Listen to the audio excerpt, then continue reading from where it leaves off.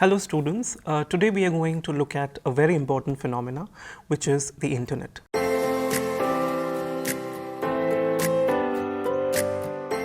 We're going to try and understand the influence of internet on social structures and social relationships, and we are going to look at how the internet has been able to transform our micro and macro worlds.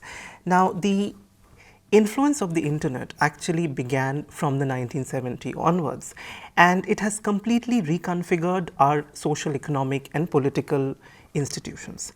Now, this intensification has of course led to the spread of globalization in the later part of the 20th century. Now, in sociology, we try and understand social institutions as normative patterns of interaction. And some of the most important social institutions are the economy, the state, media, the family, and so forth. Now, all these institutions have undergone certain forms of changes which have been a result of the spread of information and communication technologies, and particularly the internet. And the increasing use of internet as a communication tool has actually led to the creation of the virtual space or a cyberspace, which has had far-reaching consequences and have altered the way in which we experience our everyday life.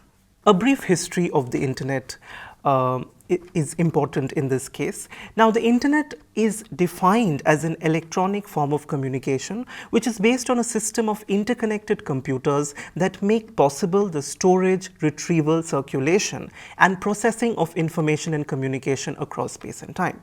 Now, the internet was actually created during the Cold War period in the military headquarters at Pentagon in 1969, and it enabled scientists who worked for the military in different parts of America to share resources and equipment. Now, and it is in this process that they also began sending messages to each other via this interconnection of computers, and that led to the birth of what we now popularly know as email. What started as a conglomeration of say 500 computers has now expanded to, of course, millions of computers. This network has only grown, and it has actually eventually led to the creation of the World Wide Web, and which is a global multimedia library. Now, the spread of internet service providers have also actually led to the increasing use of internet globally, because now you have access to higher internet bandwidth and cheaper rates of internet. And hence, of course, this has resulted in the cyberspace being a very important site for social interaction in our everyday life. And it is in this context it's important to understand that the internet has become, in a sense, the fuel as well as the vehicle for globalization. Now, what this basically means is that it is internet technologies that are driving the forces of globalization, and at the same time, these processes of globalization take place in the cyberspace that has been created by the internet. Now, James Levin points out as to why it is important for sociologists to try and understand the internet, and how can it serve the discipline of sociology and social science generally. Now, the internet has radically reorganized information and social relationships across space and time. Now, the ramifications of the internet can actually be seen in the social life of communities as well as individuals, and this needs to be studied. And the internet has also led to enormous changes at the local level as well as the global level, right? Because it has fundamentally altered the way we communicate with each other and construct us social relationships across space and time. And it also foregrounds horizontal communication across space and time, and this has also modified our relation with tradition as well as other forms of authority. Another important reason why sociologists are interested in the internet is because it is an important tool for data collection and information gathering for sociological studies. And it has led to the birth of new kinds of approaches to understand social phenomena, right? So say, for instance, cyberethnography actually uses the tropes of traditional ethnographies, but it uses it in the cyberspace. It tries to understand internet-mediated social interaction, and has become a very popular practice in the last 3 decades. Now, there are some themes around which the internet studies take place, such as the theme of globalization, detraditionalization, which is the loosening of traditional ties across the world, and social reflectivity, which is the way in which individuals have been given the opportunity to form their own lives, free from certain sort of institutional moorings. Now, Internet studies help us to understand how the internet fosters dialogic relationships between individual groups and organizations, how they empower individual groups and organizations to meet certain objectives and goals, to form strategic alliances and solidarities across the bounds of space and time and in different sort of social and geographical contexts.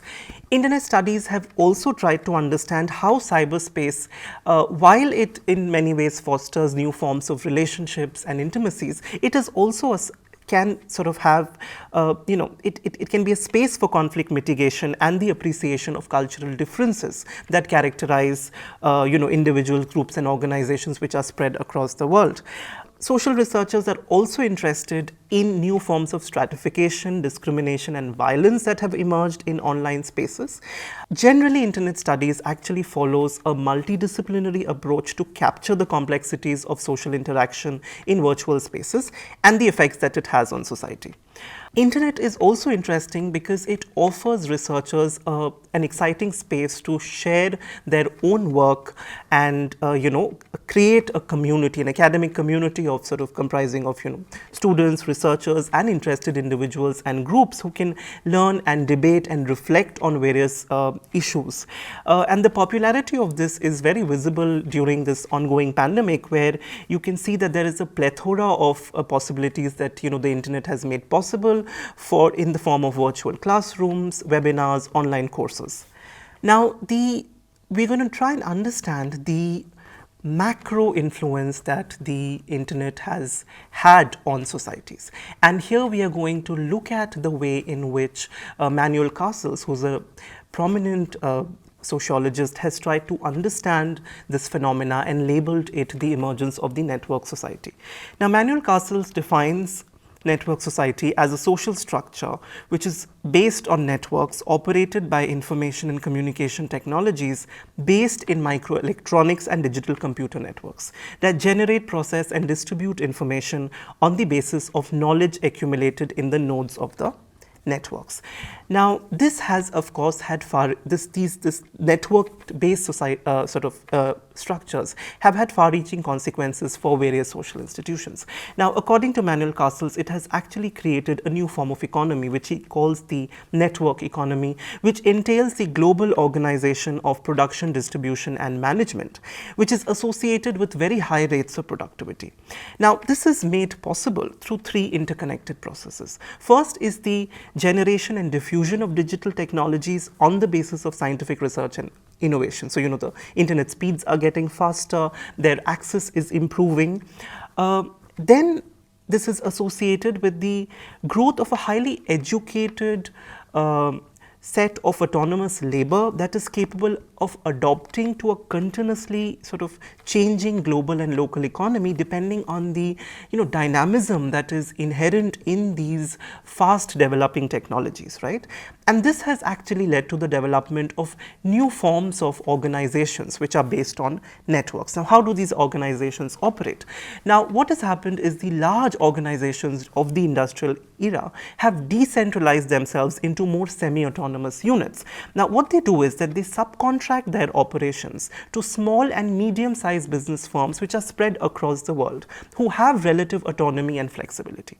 And then it is these large corporations and their allied networks that are activated or dissolved following the completion of business projects which concern, say, products, certain kinds of processes, forms of marketing, functioning, and resource production. Now, in this networked form of organization, the corporate firm actually becomes a connecting mode between networks of production which are built around these business projects which are spread all over the world through subcontracting, and it involves a network of accumulated capital which are again managed by structures of global finance. So, the network economy then has also been linked to flexible employment, labor mobility, and continuous reskilling of the workforce because of the changing nature of the technology and the environment in which production and distribution takes place. So, what this has done is that it has sort of eroded the notion of a stable, predictable career, which was often associated with the idea of, the male breadwinner in sort of modern societies, particularly after the Second World War. And what has also happened today is that labor contracts have individualized. There is also a feminization of the labor force as a result because of the entry of flexible women workers. Now, by flexible women workers, what it means is that, companies hire and fire women often, and they are sort of segregated into contractual part-time flexible jobs, which helps these corporations, but at the same time is a little exploitative to the workers. Now, in such a networked economy, the ability to work autonomously is seen as an important asset, right? And Manuel Castles actually refers to this as self-programmable labor, and he says that it is the labor which is able to function autonomously that has more bargaining power in the market. So they are still able to get good jobs because companies depend on them for their higher rates of productivity and innovation. Now, moving from the economy, we come to the social arena. So, according to Manuel Castles, a new form of sociability has emerged where people are continuously trying to link their offline worlds with their online worlds, or link their real sort of interaction with their virtual realities. And this Manuel Castles calls hypersocial society. Now, this sociability, according to Manuel Castles, is actually premised on what he calls networked individualism, which is that it is premised on a culture of individualism where it is individuals who select their modes of communication depending on their needs and moods. In fact, Manuel Castles goes on to say that network society is actually a society of networked individuals, and internet offers individuals the opportunity to sort of construct their own lives as a result of the global exposure that they receive, and also the loosening of traditional imperatives in the local context that they find themselves in. Now, as individuals' identities, interests, lifestyles, and social performance and interaction with divergent groups and communities are sort of influenced by the internet, and this has had a lot of important consequences for the way in which individuals interact today. And it has also led to some changes in the way in which our media is structured. Now, Castles notes three important trends in the way in which media has been restructured in a network society. Now, here global media conglomerates operate at the global and local levels that provide media products such as television, radio, films, books, music, and news. So you see the same large transnational media corporation actually catering to a whole range of media products. And so what this does is that this makes communication both standardized because of the nature of the products, but also customized depending on the markets that these large corporations tend to serve. Now, digital communication is more interactive, unlike previous systems of mass media, because it is not centralized, and it involves the intensification of horizontal communication. This sort of Castles refers to as self-directed mass communication. Why? Because it is individuals or group of individuals who actually initiate communication, and they can simultaneously communicate literally with the whole world. And they do this through, say for instance, internet blogs, video blogs, podcasts, social networking platforms such as Facebook, Twitter, or Instagram, which sort of allow individuals to communicate across space and time, and they do it outside the limitations of traditional social institutions, right, where who you can communicate and how much and in what way may be more determined. But the internet becomes this free space for individual interaction. Now, the existence of transnational media corporations on one hand and the explosion of the self-directed mass communications actually has created a space of socialized communications which has important political implications. Social media can dominate people's mind through this mechanism of the absence-presence of a message. So, whatever or whoever is not present in the media in this space of virtual interaction actually is erased from the minds of people. So then social media can be used for creating political hegemony and counter hegemony, and not simply during electoral campaigns. And these also depend on the ways in which politicians and their policies are made or unmade in media space. So there is a way in which, people try to create positive images of politicians, etc., to draw their audience. We also know of various kinds of scandal politics that happen. So say, for instance, the role of sort of Facebook in actually helping certain kinds of political campaigns, including in the US presidential elections, as well as Brexit, which happened recently, and sort of Facebook got in a bit of trouble for it. There is also a change that takes place in the state. Now, as a consequence of political globalization, a new form of state has emerged, which is very distinct from the nation state of the industrial era. In a network society, the state cannot operate simply at the national level. States have to engage in a process of global governance without the creation of a single government. So this Castle says that, that we don't have a single global government simply because, there is a historical sort of inertia where social institutions do not want to radically change, and hence, also nation states want to retain some of the sovereignty which can get challenged, or they feel that there is a threat to that being challenged because of the forces of globalization. So the emergent network state is actually premised on a process of decentralization at the sort of, the regional levels as well as the local levels, right? So what has happened then is that, the governance actually occurs at different levels, which is the supranational, the national, the local, the regional, and even at the level of, say, for instance, NGOs, where sovereignty and sort of governance is actually a shared process across various levels. Now, so these were some of the changes that have been affected by internet by and large, and they have been termed as network society, and they have consequences for the economy, the media, the way in which individuals communicate with each other, and the way in which governance and state are sort of functioning in globalized world. Now we're going to now move on to try and understand what is the consequences of the internet on microstructures, and we're going to hence look at relationships. We're going to concentrate on two types of relationships. One is friendship, the other is romantic love.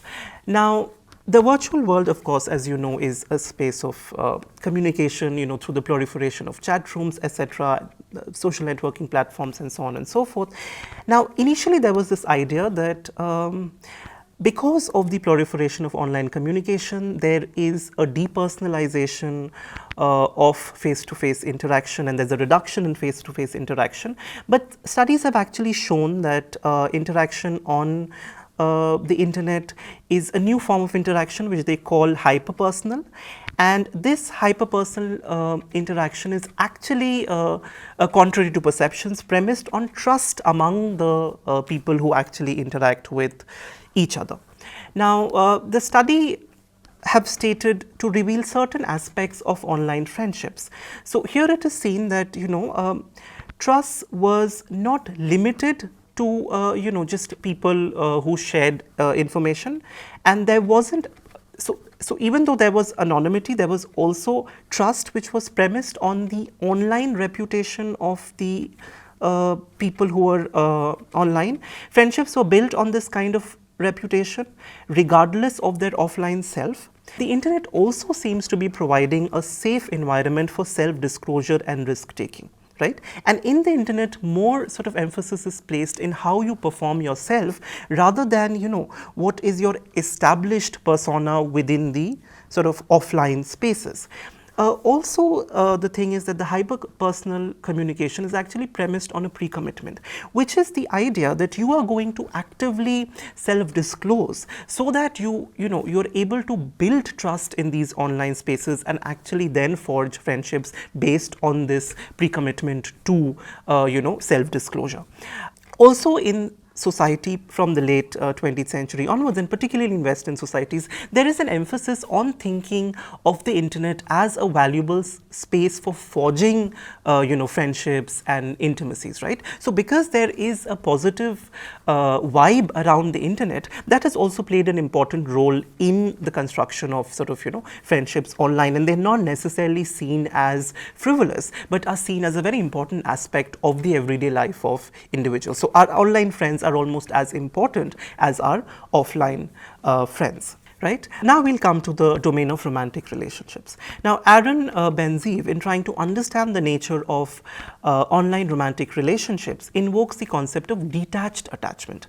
So he says that detached attachment can be summed up as an intimate closeness but at a distance. Because you see, because of the internet, two people are separated. They are not in the same physical space, but because of the intensity at which they interact, there is a certain kind of emotional closeness. So the physical separation may make the online relationship detached, but the intense emotion sustains the great attachment. Now, detachment, attachment, or online relationships is riddled with certain opposing aspects, such as distance and immediacy, lean and rich communication, anonymity and self-disclosure, continuity and discontinuity, sincerity and deception, physical and mental investment.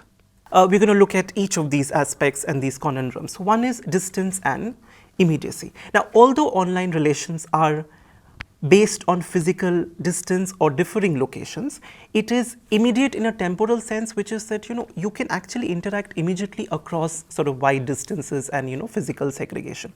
So what happens is that this immediacy actually, instead of creating emotional distance, it actually leads to greater emotional intensity because you are interacting at such a fast pace and continuously, right? So this is able to sort of create emotional bonds in the online space. Now again, there was this idea that because online communication is not face to face, there is obviously, it is a lean form of communication because there are not so many non-verbal cues in online communication. But actually research shows that that may not be the case, because online communication can actually be a very rich mode of communication, because sometimes individuals use the internet as a way where they can be sort of themselves more closely. They can ask more intimate questions easily rather than peripheral questions, and they can basically quickly get to the point and forge bonds of trust and reliability, right? So the internet can also be a space of rich communication, and of course today with these social networking platforms where you can actually present yourself in the form of video and images, right? I think that the issue of whether this is lean communication or rich communication seems to be more resolved, because the internet has become a source of rich communication across the world, right? Now, anonymity and self-disclosure. Now there is of course a greater level of anonymity in online spaces, and to that extent there is a reduced set of vulnerability, because I mean, you cannot harm an individual online beyond a certain point. But it is also important to acknowledge that because of the emotional and mental intensity of online relationships, actually there can be a lot of sort of mental and emotional influence on these people who are interacting online. So this is the sort of aspect of self-disclosure and anonymity.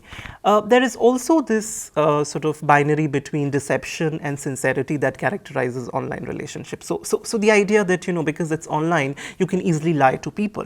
But what scholars have pointed out, that if at all people lie, they lie about what can be called identifying features, such as age, race, height, weight, gender, or employment status. Now because of the continuous development of sort of internet technologies and sort of network platforms, this has become more and more difficult, because you have these mandatory checks where you have to actually upload your real picture and you have to verify it, etc. So I think lying about identifying features have become sort of progressively lesser, the possibility of it. And also it's important to understand that it's difficult to lie about personal constitutive features such as kindness or sense of humor or wittiness and personal interest, which are important for the forging of sort of romantic bonds. In fact, it has shown that there is actually a lot of sincerity in online relationships, and people are more honest to each other. Studies have also shown that there is a gendered aspect to this. Women tend to be more sexually expressive in their online relationships, and men are more emotionally expressive in their online relationships. Of course, there is obviously, there is deception, and there are possibilities of flaming, trolling, and excessive social sort of self-disclosure, which may sort of, interfere with the boundaries that individuals set for each other. So, and this can then be read as intimidating behavior, harassment, violence, etc. Right. Another aspect of online romantic love is, of course, a continuity and discontinuity. The idea that, because it is online, it can actually quickly be ended simply because you can, with the click of a mouse, right? A person may also have more immediate demands on the sort of offline events, and hence again it's easy to terminate it. So generally there's this idea that, romantic relationships online are fungible, they don't last, they cannot be long term.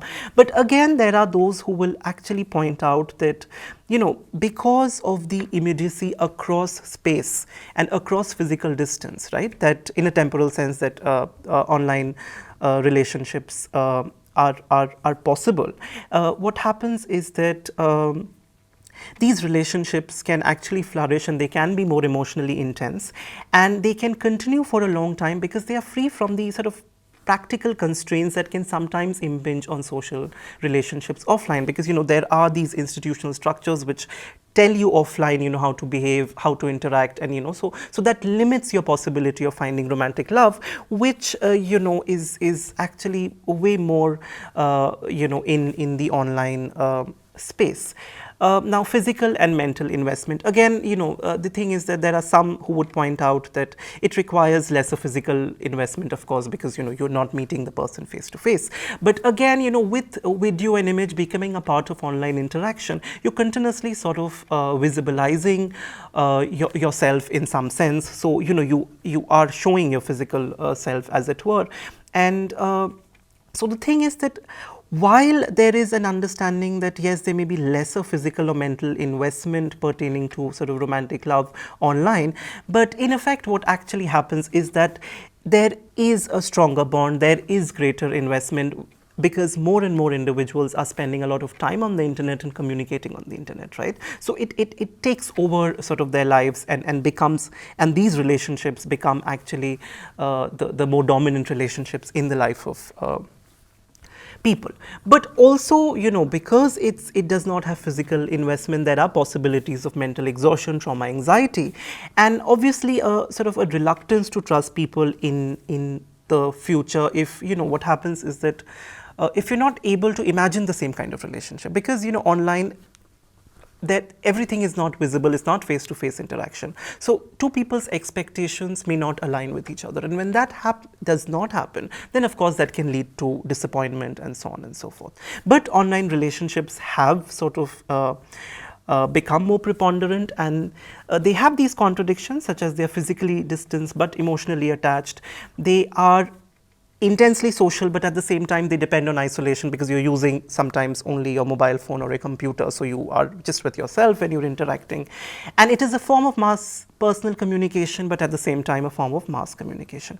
And besides enabling sort of heterosexual relationships online, conventional relationships which have now gone online, the digital space has been particularly relevant and revolutionary for LGBT individuals, making it possible for them to forge friendships, romantic intimacies, and a sense of a community online.